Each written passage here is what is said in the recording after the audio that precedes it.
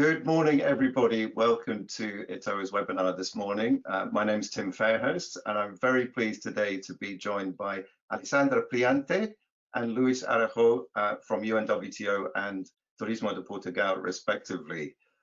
As our wonderful attendees are just starting to roll in, what I will do is now play the excellent video from UNWTO, which is going to get tourism moving again, right, Alessandra? Absolutely. Indeed. So sit back, 2 minutes of video, then the discussion and introductions will start.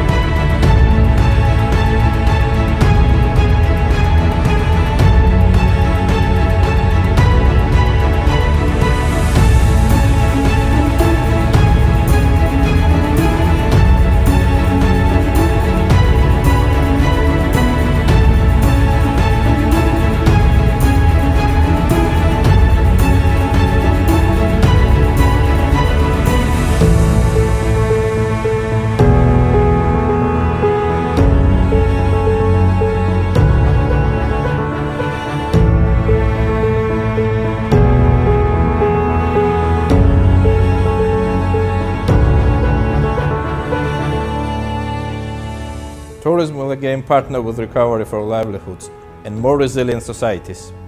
We will restore confidence only by working together. Trust is our new currency to restart tourism and contribute to the wider recovery.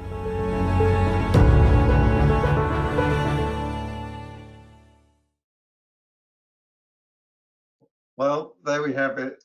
Thank you, Alessandra, to you and all your team. Thank you for sharing this. It's such an encouraging message. So before we get down to brass tacks, perhaps I could just invite both of you just to very briefly introduce yourselves for those of you out there who have not yet met either Luís or Alessandra. So Alessandra, if you would like to introduce yourself, please. Well, I am technically, I'm the director, regional director of Europe, the Europe region at UNWTO. And by reality is I'm Luís Araújo's friend. So I think that counts in my CV more than the first one. Okay. We're I was going to say the same. Later. Luís, go. This is not fair. I was going to say the same. Well, I'm Luís Araújo. I'm the CEO of Visit Portugal, Tourism of Portugal, the National Tourism Board in Portugal. And I'm not a friend of Alessandra, and I'm a great admirer of Alessandra, which is even more important. Okay, right. The Mutual Admiration Society has started well. This one's obviously going to be a very quiet, calm webinar, but thank you very much for joining us this morning. We're going to get into some controversial topics today, and neither of our panelists are known to be shy at expressing opinions, so we'll see if we can get some discussion going. I'd like to encourage people to submit questions. You'll see there's an option just to type in some questions. We also have some polls that we will run through the course of this webinar. So we'll be inviting participants to have an opinion about various things from sustainability to politics. So I think just to get the ball rolling, I think what I'd like to do is talk about Europe opening up and borders. We know for the European Union last week was looking to encourage non-Schengen source markets to be possible candidates for coming back to Schengen, providing there's reciprocity, providing the epidemiological conditions are the same, providing it's coordinated. But coordination is not something we have seen a lot of in terms of border opening. Any general reflections about the current state of play? Any grounds for optimism that things are going to start moving quickly? Either of you. Alessandra? Luís, go. Here you go. I Luís, could just feel Luís had something to say there. I mean, you're a country, so definitely you have a very as well specific vision. So I would encourage you to start. Okay, so I'll start. Thank you so much, Tim, for the invitation. It's great being here and great being with Alessandra discussing these subjects. Opening is a very tough word, especially when you have so many factors around the opening that you don't control. And I have to say that the biggest issue now is you have so many factors that they're not on your hands that make your life impossible. I think I'm speaking for any country in Europe or any country in the world. It's not only about Portugal. Of course, we're doing our job. I think everyone is doing its job in terms of preparing its equipments and companies and tourists for what will be the new life in tourism and all that. But what we see now is a lot of misunderstandings and miscommunication and different messages from each country. Some countries open with other countries. Inside Europe are worried with the 1st of July opening to outside of Europe, but then inside Europe we have different rules for everyone. So I would say that for us, this coordination, I don't want to say this coordination, but yes, I'm going to say this coordination. It's really impacting not only in terms of business for our companies to be prepared for the future, or at least have a short-term plan or a medium-term plan for their businesses, but also affecting the trust on the clients, on the consumers. Sure. And for us, this is the most important thing right now. Yeah, and certainly just to pick up on the trust, people are looking for the evidence. They want the scientific basis for the decisions politicians are making. Otherwise, they're looking behind it for whatever other motives there might be. And we've seen a growth in bilateral arrangements. It is confusing. It's very hard for the travel industry to work out what's going on. And it is a mixed message to the consumer. Alessandra, any reflections on the whole borders debacle? What's going on? Well, first of all, as you can imagine, Tim, I wanted to, I mean, before starting, I'm going to be as politically correct as Luís just in the beginning and thank you and him. Definitely, as I was saying, this is the best webinar so far I've participated in all these 3 months. So this COVID-19 obviously has some good effects. No, I would say we, as UNWTO, we were following very closely all the evolution. And we have to admit that in the beginning, we all started by not being that scared because we've been through SARS. We've evaluated that. So we thought it was just, you remember in February when we were in Brussels, actually, Luís, when we were with Rita Marques as well, she came with us to Brussels on the 18th of February. We spoke COVID. We were advocating for a greater positioning of tourism in the European institutions. But mostly, we were reassuring everyone and we were sending a good message to China. Nobody would have thought that this tsunami would hit back on Europe. So what we've been doing, we've been following very closely the evolution, trying to keep our feet on the ground. And we all established, we had our famous 3 scenarios that were imitated all over the world, sometimes even without quoting. And I have to, pull the ear of OECD for that. With the 3 scenarios, one of them depends on, of course, the opening on the different dates, and one of them is now, 1st July. So we reopen international borders 1st July. We will have a decrease in international arrivals globally, so not just Europe, around 58%. I have to be very honest with you. In the beginning, we were not happy for the lack of coordination that we were noticing. It is because it wasn't just the epidemiological situation. It was like, it did feel like that there was something else to it. So countries were taking advantage of situations to say, look, if you're planning your next vacations in the future, don't look at that country. In Italy, Tim, you live in Italy. You live this on even if you're British, like the Italians were considered the untori, as we say in Italian. I wouldn't know how to find an English translation for that. So it wasn't nice because the point of the European Union It's a political union. And there was a lot of discrimination happening on no base. And we did understand the fear. Nobody saw it happening. Nobody saw that it was going to be so impactful. Nevertheless, we were really confronted with the fact that Europe, probably as an institution, doesn't have all the power that we think it has, because the sovereignty of states when it comes to national health is above all, which means we were observing. Everybody had closed borders, not just internal, not Schengen, you know, for the external, but Schengen was basically suspended. And all of this for destinations, especially like, for example, Italy or Spain, you have examples of destinations that do not live without international tourism. Imagine Capri without the Americans. Imagine Ibiza or any other destination without the Germans or the Brits. Imagine even Barcelona without the Brits. So that posed an issue which unsettled everything and everybody. But the governments were saying it's our national health, so we need to be protected.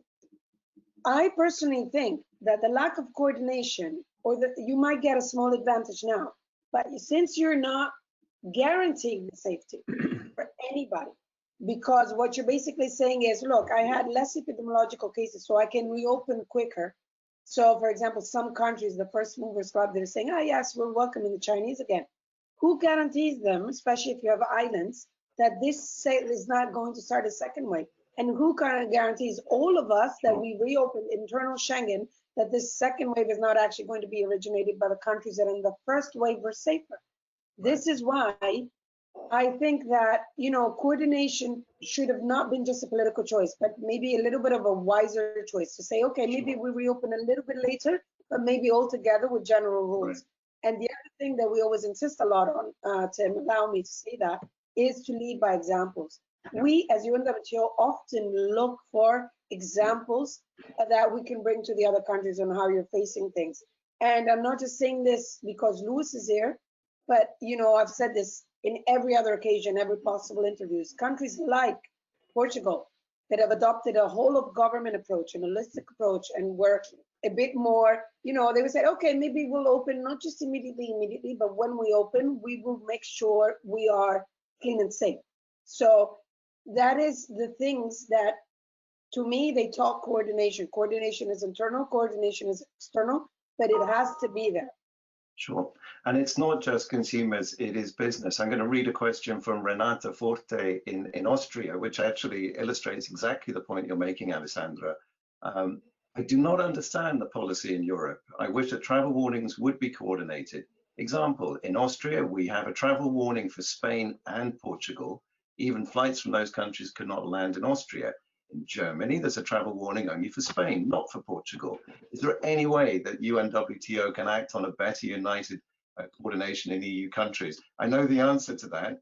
The answer is that Alessandra is extremely persuasive, but as she says, this is a member state competence, and it is causing a lot of difficulty. I'm going to ask the attendees to respond to a poll, which is really asking whether we, as an audience, think that tourism has got the support and priorities it needs. So for all you people listening in, please answer the question. So just to read out the question, today, tourism has the political priority and practical support it needs. So I'll just leave that open for a minute or two. Luís, any responses to the frustration we heard there from Renata in Austria? The frustration is what we see and what I was telling at the beginning. The consequences when we see consumers and tour operators and travel agents not knowing what to do. And we had a few weeks ago some orientations from the European Commission based on the meeting that there was with all the ministers of tourism of the European Union. And we had very clear messages of how we should do the opening. Well, I think the first important message was for the first, I don't want to say for the first time, but for a very long time, tourism was recognized as a very important activity for any country inside Europe. It's not only a matter of being important to the South European countries, it's important for every country. And I think that has to be the basic argument for any discussion. And then if we establish that, we need to find ways to open in a coordinated approach. And what we see now is that, I don't know, of course, I understand that governments take decisions based on lots of factors. And there is a biggest reason, or a bigger reason, which is the control of the epidemic situation. But I want to believe that every country is doing their own job in terms of protecting their own citizens as well as tourists. So if we're all doing our job, we should be having a coordinated approach to this. So, let's have a quick look at those results. So I can see them, hopefully you can now. It's not a great vote for the case that tourism has got a sort of coordinated political strategy here. That 73% feels that tourism does not have the political priority and practical support it needs. So plenty of work to do. Let's just look at one more question before we move on. This is from Michael in Italy. Does the panel feel that tourism normality will only follow once a vaccine or reliable antibody tests are available, especially for mice? Any thoughts on that, Alessandra? Are we going to wait and see for the vaccine, or is it the case that consumers will just take a view? Absolutely My life involves risks. Not. You know, Tim, we made a deal as well with Luís that we were going to be straightforward, and we were going to also share some clear ideas. I never believed, and I can guarantee that my SG thinks the same, that vaccine is the thing that we should wait for. There's no time to wait. If we wait any longer, 70%, 80%, 90% of our SMEs will not be able to reopen. We need business. We already know 2020 is lost, because in touristic terms, 2020, we're end of June 2020, so basically 2020 is lost. So we can start saving. We can guarantee that thin line that would allow companies to just surpass 2020 and restart actively 2021. For this reason, whatever can be done now, implementing all the measures, spreading all the good messages and everything, has to be done. There's no waiting. Consumers can wait. Let's put it like this, because, okay, 1 year we don't go on holiday, we're not gonna die. Companies will die. And this is, we cannot afford that, because this will be the biggest disaster. And as often people, you know, in the beginning of the quarantine, we used to say that we're not going to die of COVID, maybe we're going to die of hepatitis or of obesity for how much we were all eating and drinking. I can guarantee you that these type of deaths, when you completely destroy the substrate of an entire sector, which is so wide and so horizontally impacting, you will not be able to recover. I mean, so, could I just pick up a phrase from your video? Actually, you talk about tourism having the widest value chain and the deepest social footprint. I mean, this is something that has a very, very broad horizontal impact across the whole value chain. And tourism's not in a little nice to have box. It's very central to the health of the economies in Europe. And Luís, before we went live this morning, I just mentioned a discussion we had with some of the regions in Portugal and the neighbors across the border in Spain. There's an awful lot of creativity there, particularly in rural areas who are looking to offer product which perhaps is going to be appealing to people looking for less crowded destinations and so on. But the opportunity of cross-border travel, Portugal, Spain, is enormous. Right now, it's not possible. But do you think the current situation is going to be a catalyst for innovation, particularly away from the bigger cities? You know, is long run, is this going to lead to some product diversification? Well, we were seeing that a lot previously to COVID, a lot of coordination and a lot of joint programs between Spain and Portugal, especially in the areas at the border. we launched a program which was the castles in the border. We only had castles to protect us from Spain, so now we have to use them as a tourist attraction. But I agree entirely with Alessandra. If we wait until the vaccine or whatever to start moving, it's the end of many countries and very big countries. France is the biggest tourism destination in the world. Spain is the second or the third. So it's not about. I think that's why I think it's so important to have clear communication on what's happening in each country and in the entire world. It's based on responsibility. We know what we have to do to prevent the virus, and it's based on us, but it's also based on us as individuals, but it's based on the institutions and the companies. If all of us work together, then there is, I mean, we should start flying and traveling and doing the things we did with different precautions, of course, but taking advantage of everything that it's still here. And that's our biggest message to the world right now. Right, and the Clean and Safe campaign that Portugal launched really as a signal to the world that there are ways of managing risk and conducting business in a way that does look after staff, look after clients. Are you seeing a lot of support in the supply chain? Are people going, yeah, we've got it, we need to do this to restore confidence? Are you seeing any demand there as a result? Incredible support, I have to tell you. We started with hotels, travel agents, and tour operators, and now we have more than 16 categories, from museums to rent-a-cars to golf courses, venues. Everyone wants to have the stamp. It's not because of the stamp, it's because of they have clear rules on what to do, and people need rules. They need to understand what's important to prevent the virus, and the consumer needs trust.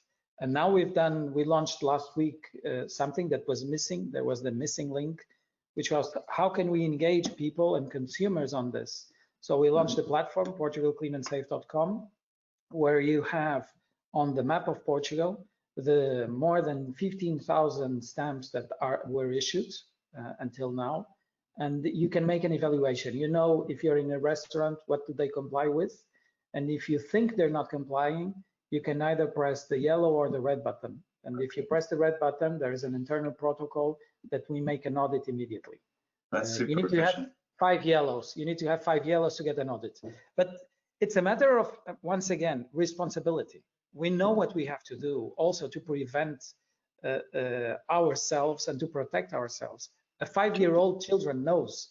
So, well, sorry to interrupt, but just exactly on this point, one of the things we've talked about in the past is what's great about European tourism is there's so many independent small businesses. That whole mosaic of independent stuff makes it very distinctive and very diverse.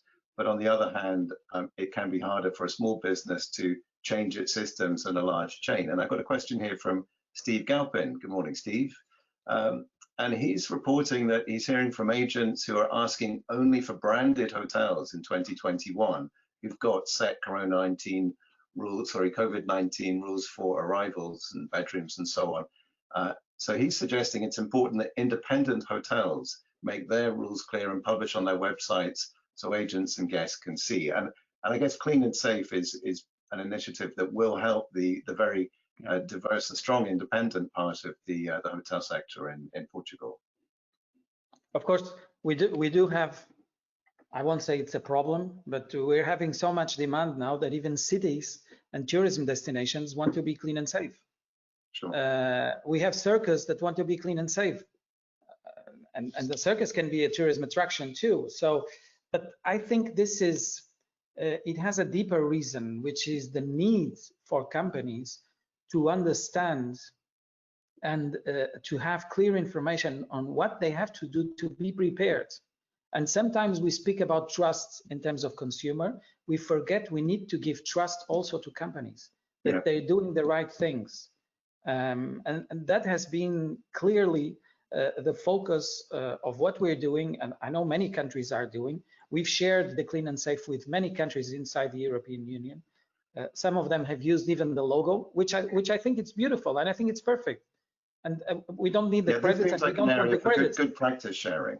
Yes, because those are the good practices that stimulate traveling. And what we do need now is stimulating traveling. Anything that gets between traveling and ourselves is the worst thing that's happening. And we've seen many misinformation, many communication made by media, which is not accurate or not correct. And this is terrible. This is terrible for the economy. This is terrible for ourselves. Thank you. Alessandra, I'm going to invite you to just comment on the health-related questions and how to restore confidence. And then we're going to move on to an area I know is very close to UN mission around sustainability. But I'm going to launch the next poll on sustainability in a moment. But Alessandra, do you have any further reflections on what measures we can do to restore confidence in a way that's not going to confuse the market and is going to help both business and clients? I completely share what Luis was saying, completely, because the thing is, we need to let people know what's going on. I give you a very small example of my home country, Italy.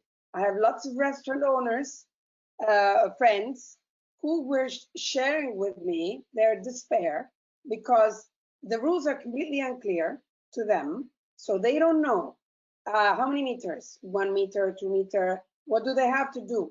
The problem is when you're sitting together, more than 2 people, you have to declare that you're part of the same family. Obviously, you lie because you don't go out with your family. You go out with your friends, okay, most of the times. So you're going to say that these guys, in order for them to be in your table, they're living with you. So already you're lying in a self-certification. Then what is he supposed to do? The restaurant owner is supposed to come and check. Is he supposed to come and check your fever? How is he sanitizing the toilets? I'm sorry I'm being so specific, but what Luis was saying is key. The main thing is to train them. We are all at home, okay? And if we're expecting businesses to reassure us and to make us feel safe and still give us the same joy and entertainment that we look for when we go out, whether we're going out in our own city or an international destination, then it's all about how the private sector feels empowered to implement those rules, communicate those rules, and transmit that confidence to the consumer. If they're the first ones to be confused, unsettled, feel unprotected, either they're not going to open. It's like 60% of the Italian outlets, whether it's hotel, restaurants, or other things, are not opening, or they're going to open, but they're going to be dubious. And then the first time there is a check that comes, the police that comes and finds them, that's it, they're shutting. So let's consider that they need, as Luis was saying, they don't need as much support. I would think that they need the extra mile. They need the extra support because the government should empower them to be their own advocates about how safe is the destination that they're going to. And Italy is going to be allowing flights from all over Europe to land quite soon. So, people are not so far apart on the plane, even if the middle seat is empty. So having stricter social distancing once you get onto a terrace doesn't seem to make any sense to anyone involved. So I think, how we manage our own risks and getting consumers to also think hard about how they behave. It's not that the travel industry has suddenly become part of the public health infrastructure. Individuals need to take responsibility, need to have insurance, need to be smart. I'm going to move on to sustainability because I know it's been a very big theme in Portugal's development over the last few years, and it's certainly something people are talking about in the context of recovery. So I'm going to launch the next poll. Here we go. So social sustainability goals should have a big impact on tourism in Europe. So this is to do with, does the community like tourism? Is the community involved in tourism? Does tourism evolve in a way that is spreading the benefit around?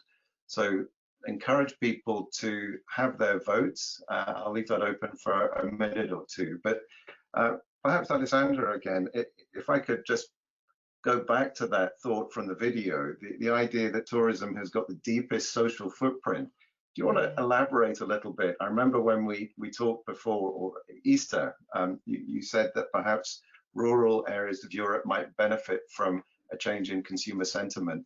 Have your thoughts developed on that? Where do you see social sustainability in policy development now?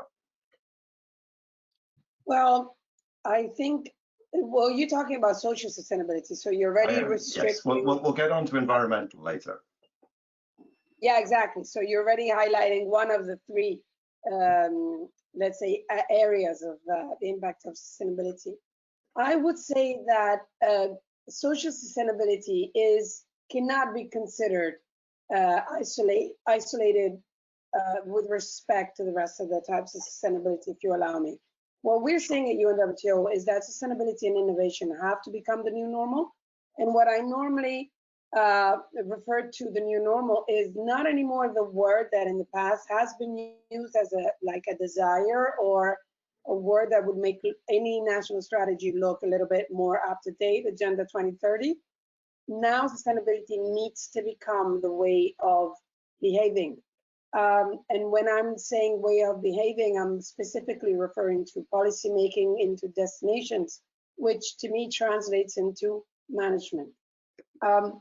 We cannot just, once we have the vaccine, once we have whatever we have, translate all of this into, okay, we go back to the before, to the numbers of before, to the way that we were doing things before.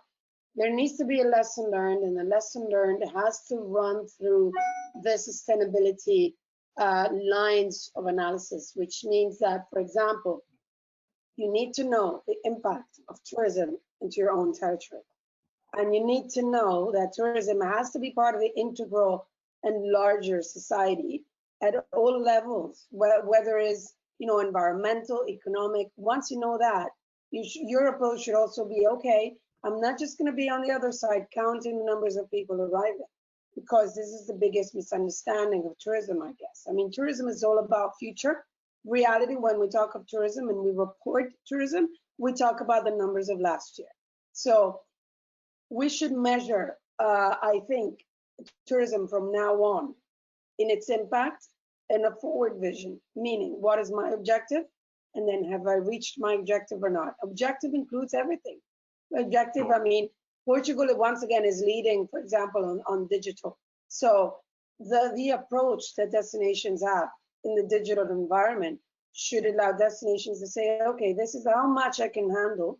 This is what I would like. And this is how I want to pursue what I would like. And then to go back 1, 2, 3 years later to say, okay, how did I manage reaching that goal? And how did I actually keep it, measuring sustainable tourism impact, keep it, respecting the rules, whether it's, as I said, environmental, protecting the environment and the biodiversity, whether it's social, whether it's economic. I think if we don't do this and we just go back to normal, no vaccine can save it. I've got some encouraging news for you, Alessandra. I'm just going to show the results before I invite Luís to comment. And I know Portugal's done a lot of work with the tourism observatories and lots of community consultation about how things evolve there. But this is, I think, the first 90% agree result we have. Here we go. Social sustainability goals should have a big impact on tourism in Europe. That's 90% say yes, they should. So that's encouraging. But what is that going to mean in practice? And Luís, Portugal has been doing a lot of work in this area. You do have a very detailed and because of the way tourism is structured, you have a national framework where the regions do feed in. What are you seeing in terms of what you're measuring and how you set your goals? So as Alessandra said, here's what we want. Did we achieve it? How's that working? Yeah, no, it's very interesting, and it's very interesting the result. We launched in 2016 the strategy for the next 10 years, so until 2027, and it has a very clear focus on sustainability. And we made some goals, and we've decided to put some goals in terms of social sustainability, which were very simple and are very simple. We want to have 90% of the people inside historic centers of big cities happy with the activity, with tourism activity.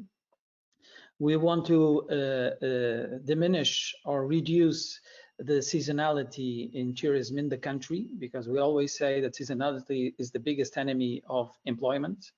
And the third one was we wanted to increase the training of our staff. In 2016, 60% of workers in Portugal had basic teaching. So training was crucial. And when this started, and during these past three months, we've been analyzing the strategy and thinking, should we change something? Should we put an extra goal, like improving the other regions or whatever? And we realized that we had no need for that, because the same goals are so allied with what's happening right now that it's really important that we focus on them. Of course, we have exactly the extreme. Now we have news in the newspapers and TV series that show how empty Lisbon is right now, and what a disaster that is for the locals that are living there. So the way we address this issue and these goals for sustainability, social sustainability, are much more important now. On another perspective, 60% of local lodging of Airbnb is outside the city centers in Portugal, and these are the ones who are suffering more, because they will suffer for the next few years. So our goal here is trying to address these issues more permanently. These past 3 months, we've been giving training, online training, to more than 30,000 people in Portugal. Only our schools. Trying to bring them the innovation, the digital market, the technologies that they have at their own disposition. And I think we've had these 3 months of people. The first weeks were we were trying to survive. But then I think, and I'm not sure, but I hope everyone is feeling this inside Europe, people are trying to reinvent itself in the way they communicate with their clients, in the way they prepare their product. Everything is changing. And I think this is good news. Hopefully, we will not go back to ground zero when the flights come in and everything will happen again. So I think this is really important. The environment part is what I'm concerned with. We will get to that. We're going to get onto the environment in a second, Luís. Sorry to jump in, but Alessandra, just to sort of take that point, you very much put sustainability and innovation together, and you've worked in national and regional organizations, and you're aware of sort of where the money goes. Question for both of you, but perhaps Alessandra to start. Do you think that the current setup with DMOs, are we doing what we can to ensure that there's a really creative dialogue between public sector and private sector? So this sort of vision of what tourism could be is something that is co-created between the private sector. So it's not just a question of the state saying, we want this, and sitting back and hoping it happens. It's much more creative dialogue that's going to lead to the change that you want to see. So Alessandra first, and then maybe Luís for any further comment. Tim, the reality is that if somebody more important than me many years ago said a sentence that I truly believe in, and I hope I can incarnate myself in the way that I act, is that if you want to change the world, you have to be the change in the world. At the end of the day, believe it or not, we're always advocating for somebody else to take the decisions instead of us. In reality, if we don't take that initiative, if we are not that change, nothing is going to happen. When it comes to sustainability, we need to start, all of us, understanding, and the awareness, it's a choice that, for as much as the government can try to implement it at a regional, at a national level, at a private sector, whatever, if we don't, each one of us, implement it in our way of living, then it will be very, very difficult. I can guarantee you, I wasn't surprised by the results of the poll that you launched, because as I said, and if you allow me, the prosaic approach, sustainability is a very sexy word. Everyone likes to say that they're sustainable because it gives that little bit of aura of I am actually doing something good. Reality is that sustainability needs to become something actively practical in everyday choices from us as consumers, from us as government entities, from us as international institutions, from all of you. I think that the point is, if we don't come to realizing, and this is let me go back and circle to the coordination in advance, that if we don't do things together now, we're going to be brought back to a situation where once again we're going to say, I wish I'd done things together. So for example, what Luis was saying, that other countries are sharing. Actually, not only countries, Luis, if I may allow, even the biggest private sector association, which is WCTC, came up with a marketing tool. Let's talk about it, because clean and safe for Portugal, something that comes from the government. What WCTC is doing is a marketing tool to better communicate the safety of a destination, but definitely WCTC nor anybody has the possibility of certifying that one is better than the other. And this is why, for me, for example, these things are always a little dangerous, because when you're stamping someone and someone else is not stamped, does that mean that someone else is not as reliable as the other one? Nevertheless, having said this, what is very important, what he was saying, they're copying, and maybe they're even using our logos, but it's okay. It's for the best of it. This is exactly what UNWTO tries to do. I mean, we are looking throughout our analysis of all the member states' policies, of all the things that happen. We're trying to identify things that would stand out and would serve as an example, but then it's up to the country to follow the example. It's up to the country to decide whether a healthy public-private partnership is actually valuable. We always say that. It's not, we're not discovering hot water, but we're just reinforcing, because there needs to be that until the mentality changes. And we go to a point where we say, okay, let's do it a bit more together now. We can share the same cake, but guess what? If we wait, the cake will actually be more spongier. So it will be higher and thicker. So that piece of cake that we want to have now is going to weigh 100 grams if we wait and do things together. If we wait 1 week, 10 days, that piece might be even 500 grams. So it's just about changing the way we do things and we look at things. I'm always positive. I'm always positive and hopeful. And I think definitely we'll come to that point. Yeah, it does feel like a consensus around having pragmatic approaches which actually do work, that people can be trained on, is the way to go as a basis for reassuring consumers. This is what's happening in destination. It's sensible. Here's how you can look after yourself. These are the very easy, practicable solutions. But Luis, you were talking about training earlier. Got a good question from Patrick Richards. Morning, Patrick, who would commend you on your initiative, but how do you measure the impact of that training those 30,000 people you mentioned? What sort of program have you got in place just to keep an eye on that investment and what impact it has? First, let me just answer very quickly to your question between the public and private. Is there a difference? Don't we all want the same thing? I mean, and I think what Alessandra and the UNWTO is doing is precisely what we're saying.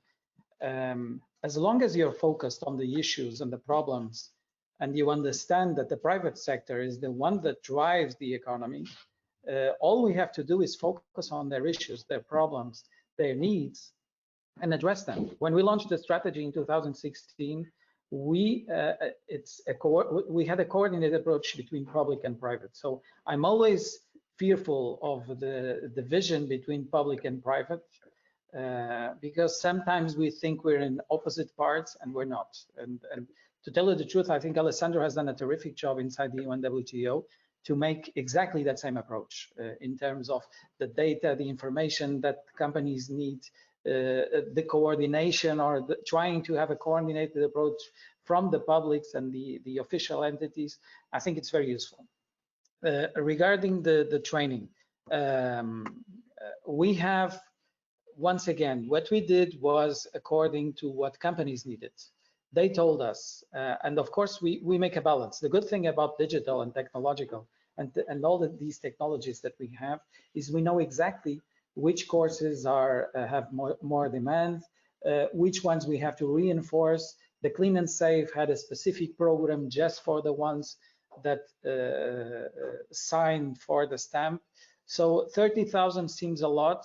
it has been very important. The information we get and the conclusions we get, not only from the trainees, but also from the schools, from the trainers, are really important. And we've been adjusting and adapting this kind of training to the needs of the companies, which I think is the more important.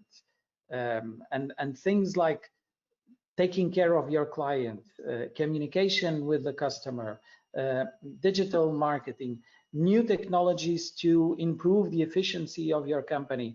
These subjects have been dealt during these 3 months very efficiently. So I think as long as we do it according to what companies need, we will always be successful.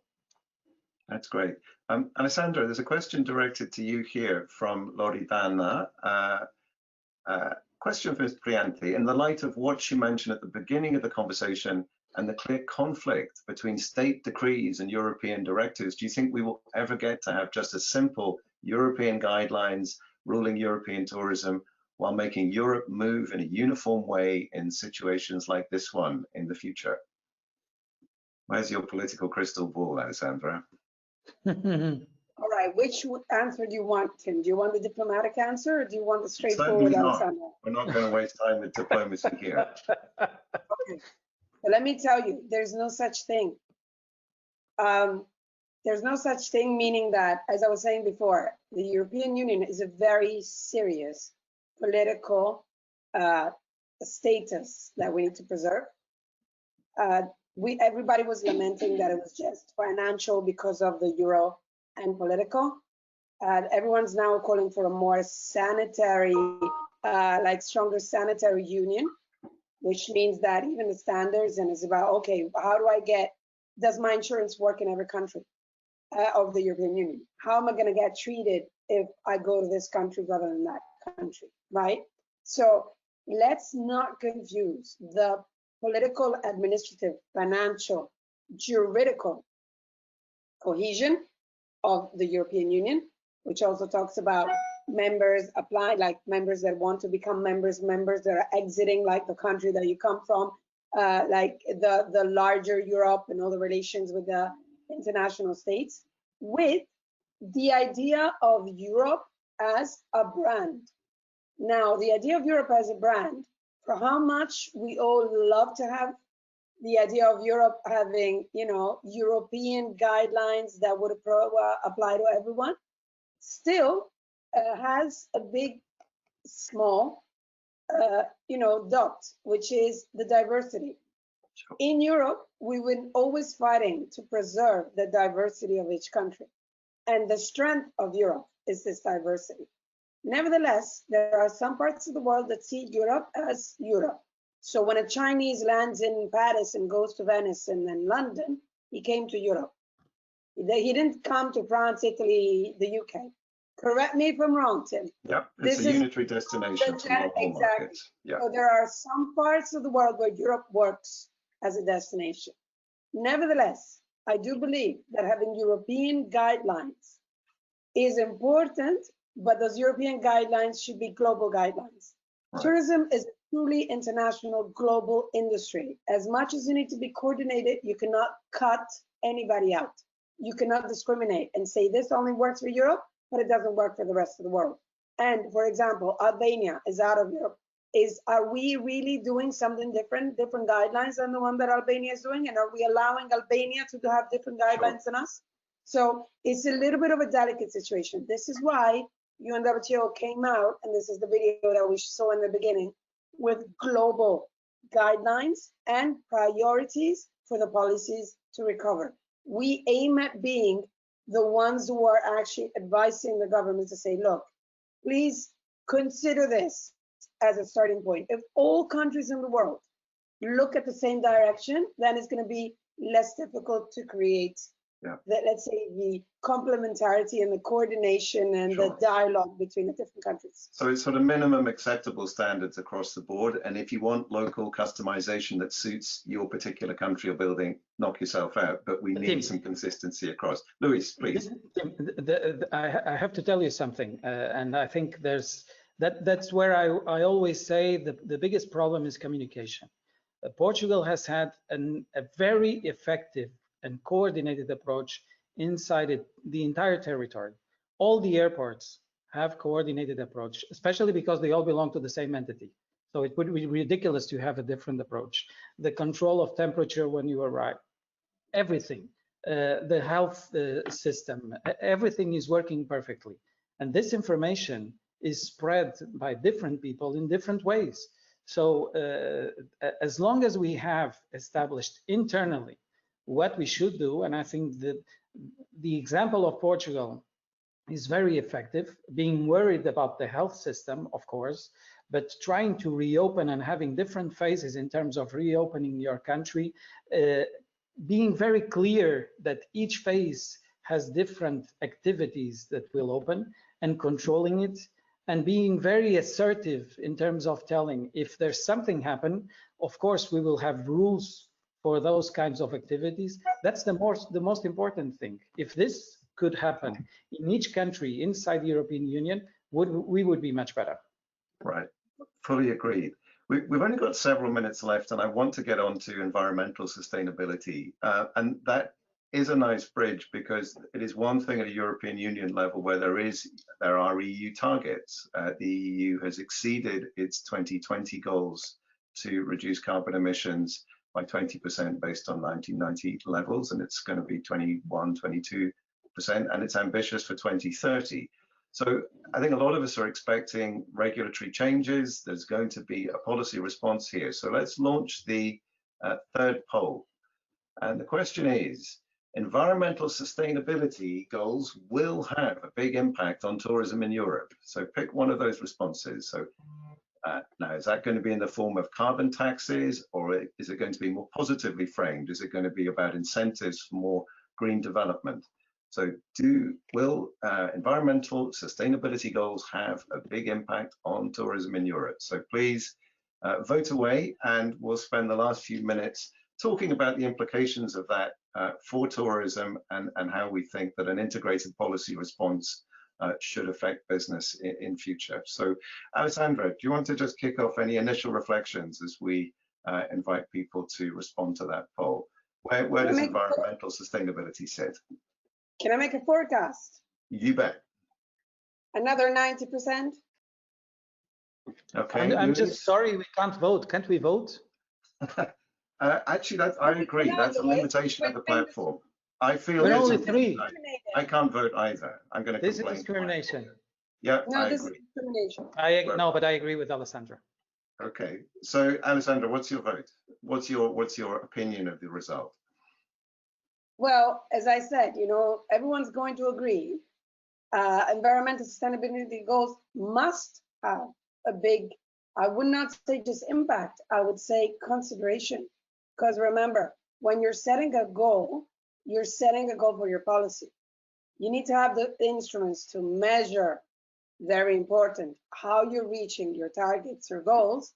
But the problem is that environmental sustainability must be, as I said before, in general, sustainability must be an integral part of looking at the future. Because once again, you've heard, Tim, once again, you're in Italy. So who better than you can actually comment when we were having all these aerial views of the drones, of the beautiful waters of Venice. And one of the side effects that we got for us being locked down is, look, when we're all locked at home, guess what? There's no pollution.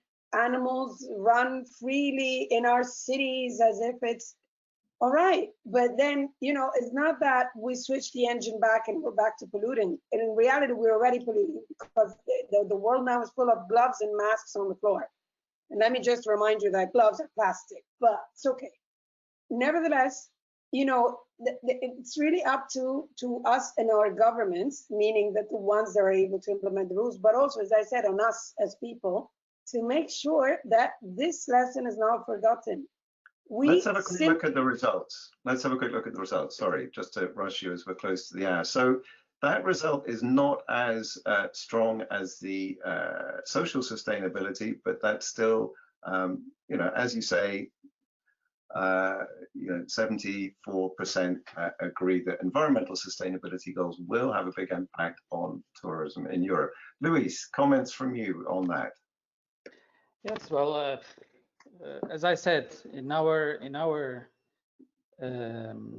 strategy, sustainability is crucial. And to tell you the truth, I was telling it a little bit earlier. We're really worried about the future of sustainability in terms of environment, at least in Europe, because we see so many concerns regarding other issues that we are afraid that environmental sustainability will come second or third. Sure. And it can't be.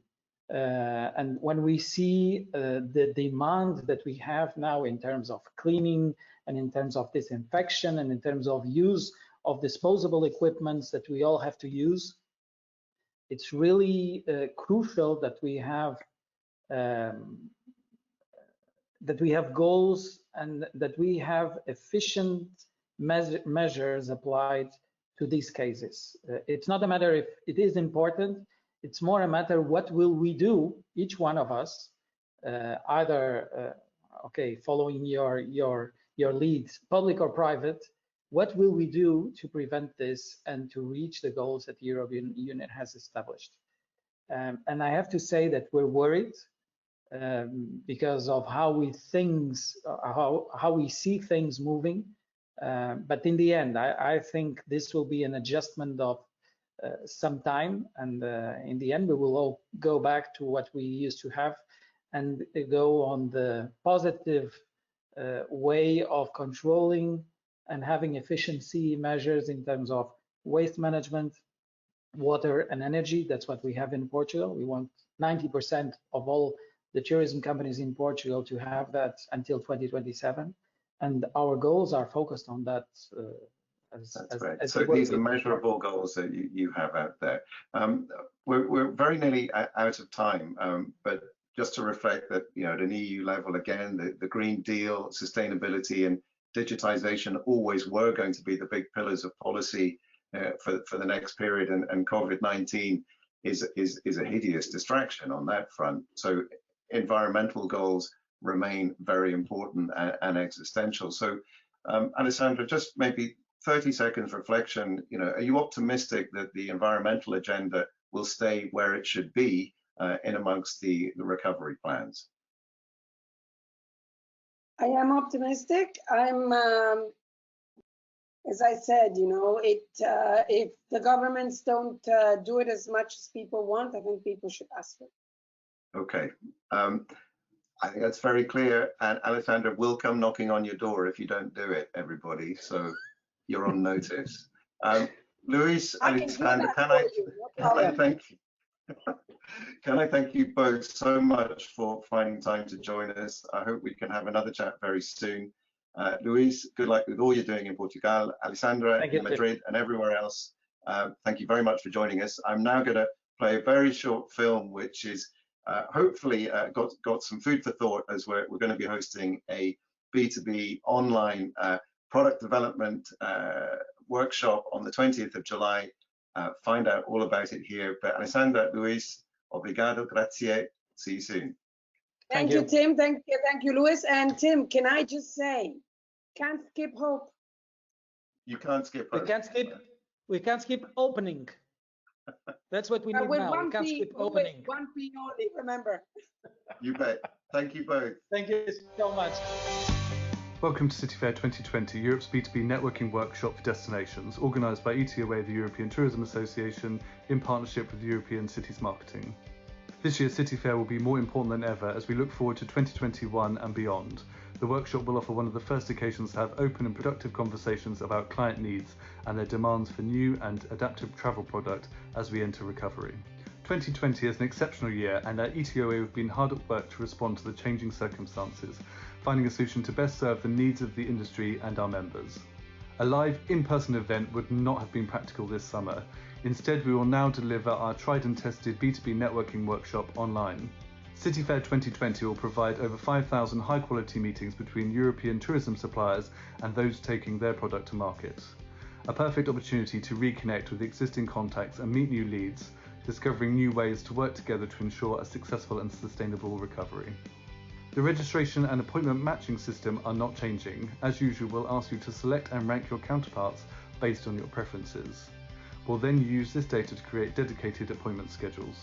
Of the day of the event, rather than attending in person, all you will need to do is log on to our online portal and participate in your meetings via video link. Once the day's sessions have begun, and again exactly like a typical ETOA workshop, your meetings will run according to schedule. Our system will log you into the next meeting automatically. Sign up today and join your industry colleagues in this cost-effective way to help stimulate the recovery of the European tourism industry. Select, connect and meet. Share your priorities and we can make the most of these very real opportunities on offer in 2021 and beyond.